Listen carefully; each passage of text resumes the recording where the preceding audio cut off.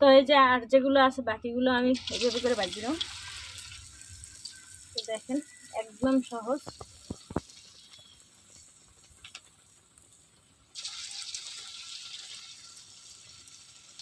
Hello বন্ধুরা, আসসালামু আলাইকুম। লাকি কিচেন অ্যান্ড ভিলেজ ফুডে আপনাদের সবাইকে স্বাগত। তো আজকে আমি আরেকটা ভিডিও নিয়ে আসছি, আর এটা হলো আলুর পাকোড়া। তো দেখেন এখানে আমি আলু নিছি, এই যে।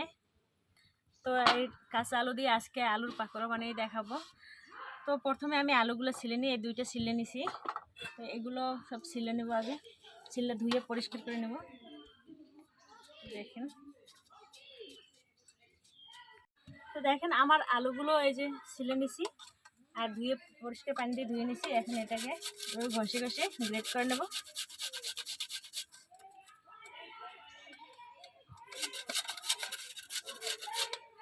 আলুগুলো এই যে গ্রেট করে একদম এই পরিষ্কার করে ধুয়ে নিছি।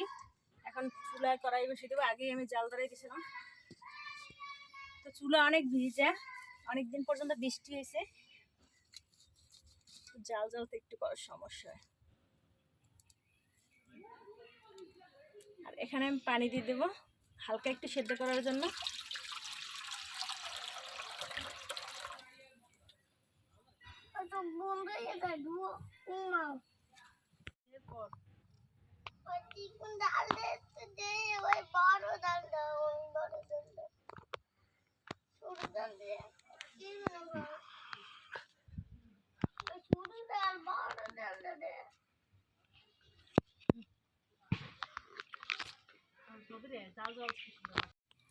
তো এই যে দেখেন পানি গরম হয়ে গেছে, আর আলুগুলো দিয়ে দেবো এখন সময়ের জন্য।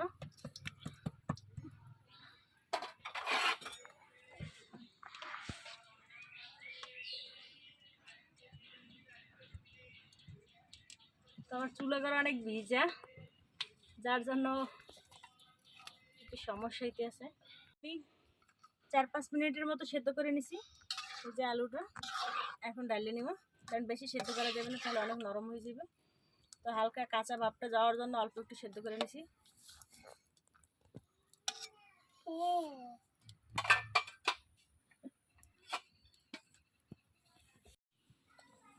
তো আমি এখন এটা ছেঁকে নেব।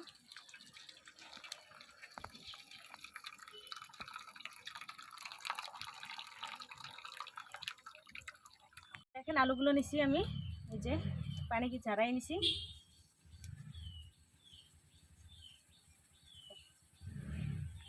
সব উপকরণ দেবো। তো এখানে দেখেন আমি পিস কুচি করে রাখছি, পিস কুচি দেবো, কাঁচামরিচ কুচি, ময়দা,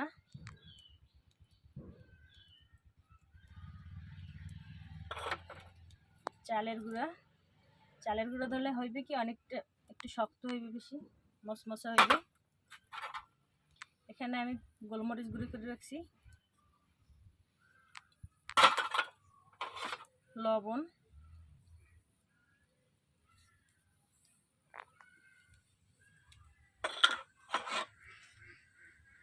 হলুদের গুঁড়া,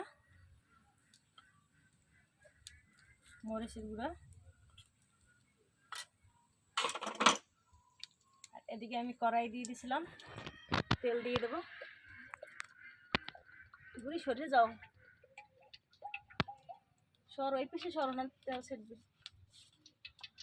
এখন এটাকে আমি ভালো করে মাখবো।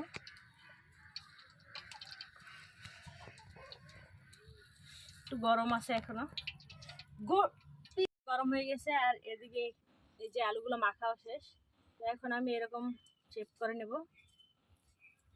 তো দেখেন একটু চ্যাপটা শেপ করে নেব, আর এগুলো তেলের ভিতরে দিয়ে দেবো। আপনারা চাইলে এগুলো গোল করেও ভাজতে পারেন, তো আমি একটু চ্যাপটা করে দেবো।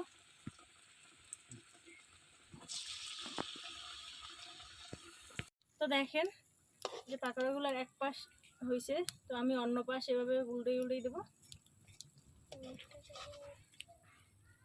সবগুলো এইভাবে উল্টেই দিই, তারপর একদম লাল লাল করে ভাজতে হইবে।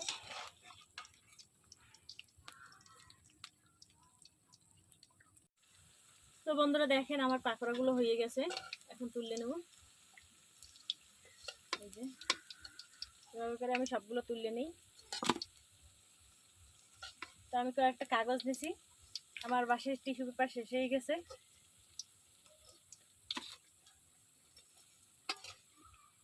বন্ধুরা দেখেন, এই যে আমার পাকোড়াগুলো ভাজা শেষ। তো এখন একটু খেয়ে দেখাই। আজকে আমি টমেটোর সস নেই, আপনারা চাইলে এটা টমেটোর সস ব্যবহার করতে পারেন। মজা, অসাধারণ বন্ধুরা, একদম ঝটপট একটা রেসিপি।